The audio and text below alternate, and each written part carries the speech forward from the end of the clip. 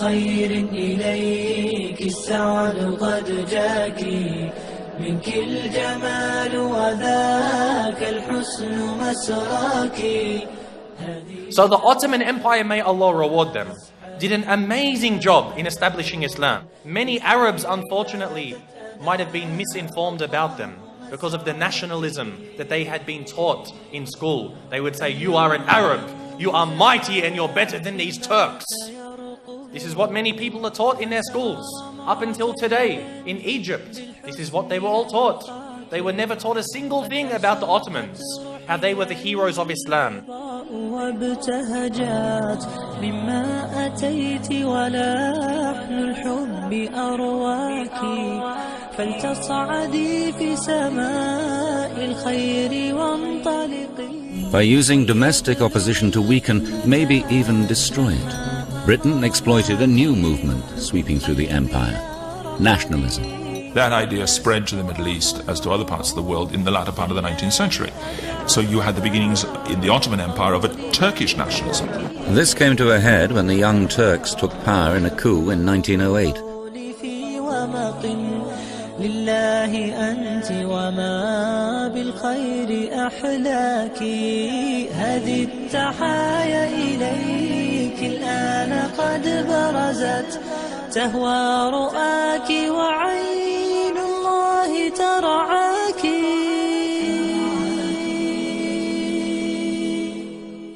So all of this literary and nationalistic revival then took a much more political form, and therefore you got the emergence of Arab nationalism. They would need an ally to support and arm them. The obvious candidate was Great Britain. Now, why was the Caliphate destroyed? There is a shaitan called the Lawrence of Arabia. T.E. Lawrence, Thomas Edward Lawrence. Now, this person, his last name was Thomas Edward Chapman. He was a Jew, but he changed his name from Chapman to Lawrence to deceive unsuspecting Arabs about his roots. And he was gay, he was a homosexual. So not only was he a Jew, he was a homosexual. He traveled the Middle East extensively as a British soldier because he joined the British Army. To win the hearts of the Arabs, he became fluent in the Arabic language. After winning the hearts of the Arabs in 1918, he sowed the seeds of discord between the Arabs and the Turks. So he said to them, you are Arabs and they are Turks, they are inferior, so you should rise up against them. His knowledge of Arabic and Arabia earned him a job in the British Army's intelligence section in Cairo. The British War Office saw that an Arab uprising could potentially destabilize the Turkish enemy. Lawrence's role gradually became more political. By the summer of 1915, British intelligence confirmed that the Arab nationalist movement was the breakthrough the government was looking for. Britain and her French ally dispatched officers to sound out Arab leaders. And various people were tempted as a result. If they thought they could actually gain independence, why not side with the Europeans against the Ottomans? In the Hijaz, in western Arabia, Sharif Hussein, its ruler, was set on extending his political and geographical domain. He believed he might be able to do it with the help of the British. Sharif Hussein was the leader of the Hashemites. He was the person responsible for Mecca and Medina. And although he had worked with the Ottomans before the First World War, once the First World War happened, he saw this was his chance. A chance, too, for the British, who saw support for Sharif Hussein as a way to threaten the Sultan's hold on the Caliphate, the political leadership of the Islamic world. In July 1915, Sharif Hussein smuggled a message to the British High Commissioner in Cairo, Sir Henry McMahon, offering to raise a substantial Arab force against the Ottomans in return for British support for Arab independence. Taking Britain's assurances of support at face value, Hussein, together with his sons Faisal and Abdullah, amassed a sizable force.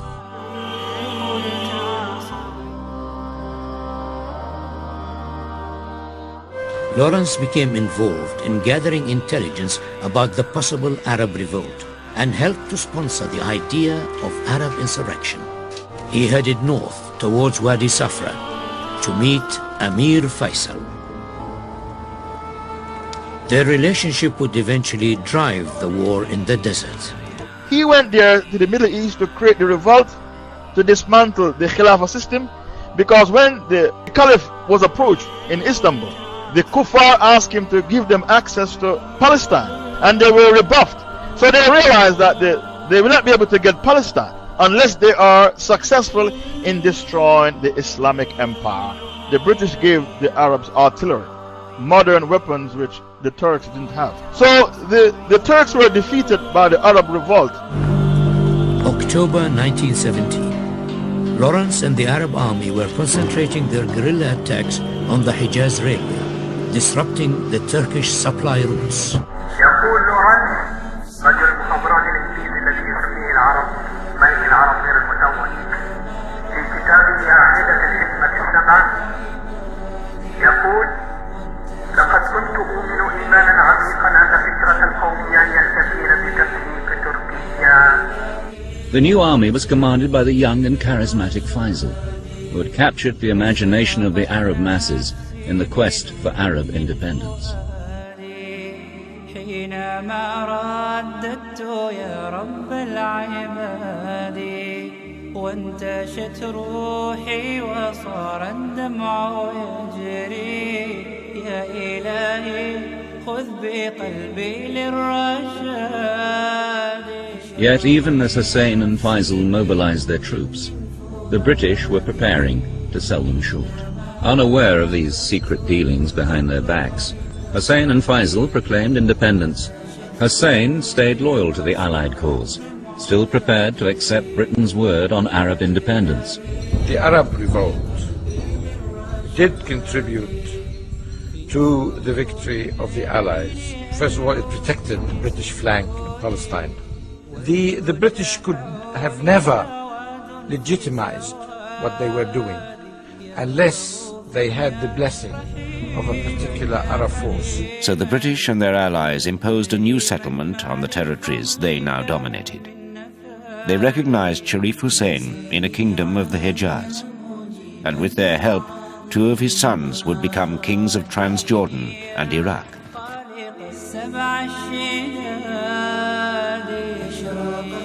Now, the British stabbed the Arabs in the back by giving Palestine to the Jews with a declaration called the Balfour Declaration.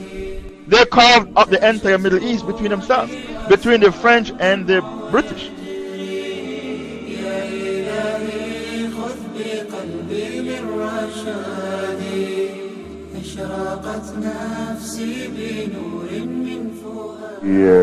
في التاريخ المسجل الملك عبد العزيز يقول نحن ذهبنا الى الاحساء وخلناها من الاتراك لما عرفنا وعلمنا عن تدهورهم.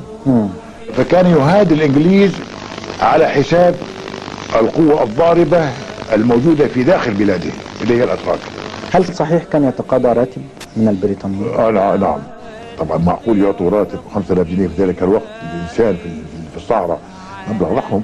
هل ممكن يعطوه هكذا لوجه الله؟ لا، هم يعطوه لغرض في نفسه.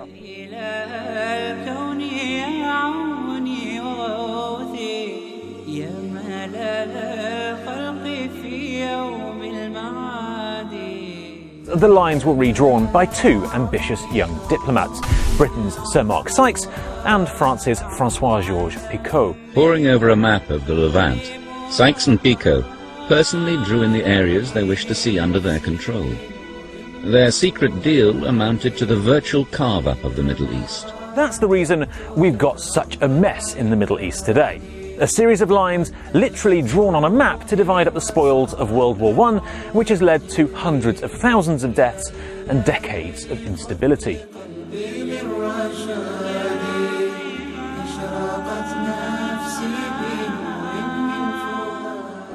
The Versailles Peace Conference was concluded on June the 28th, 1919, with the creation of the League of Nations, the first global institution for peace and security. Its covenant provided that the Arab and other territories ceded by the defeated Ottoman Empire should be administered by mandates, which meant, in effect, that Britain and France were given the authority to impose their rule over the Arab territories. On November the 21st, 1919, François-Georges Picot, the co-architect of the Sykes-Picot Agreement, and the French General Gouraud arrived in Beirut. وابتهجت مما أتيت ولحن الحب أرواك. One other aspect of kufr and shirk that we find ourselves immersed in, and that is the call to nationalism.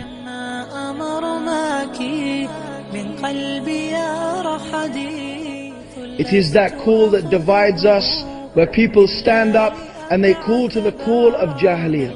Everyone now is fighting and calling people to their nationality and to their nation, as if they are better and superior because of the country that was devised for them by who? By the kuffar, subhanallah.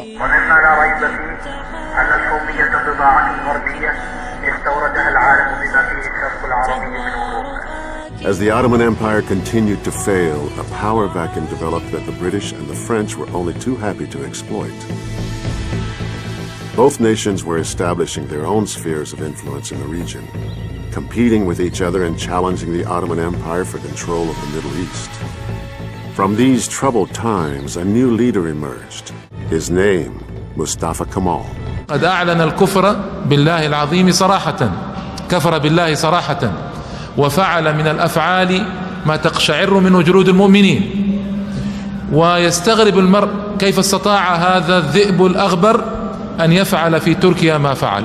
The fact that the Ottomans sided with Germany in World War I is huge. It's with us even till today, because they chose the losing side of the war. The leader of this post-World War I movement was Mustafa Kemal, who emerged from the war as the only undefeated Turkish commander.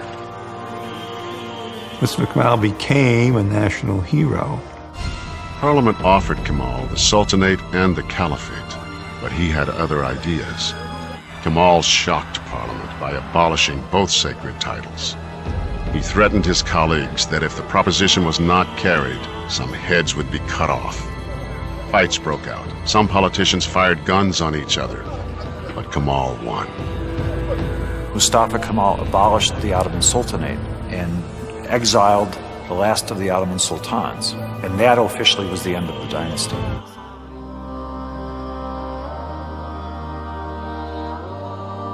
After more than 600 years, the Sultanate of the Ottoman Empire was over.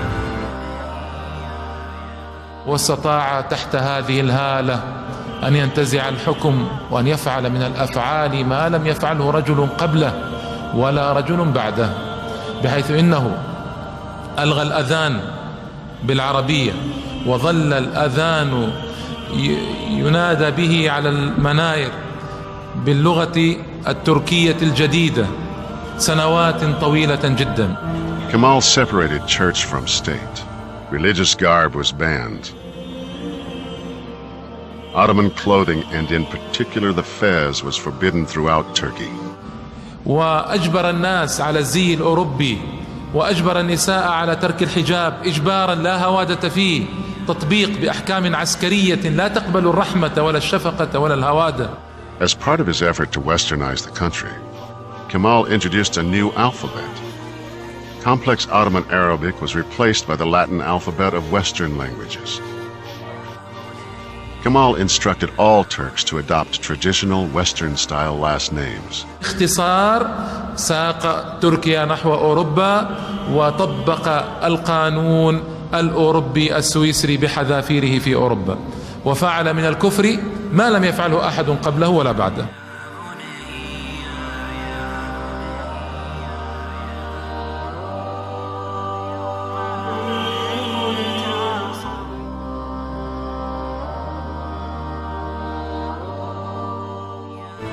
The end of the Ottoman Sultanate was a major event in Middle Eastern history. It is an event that the area is still wrestling with.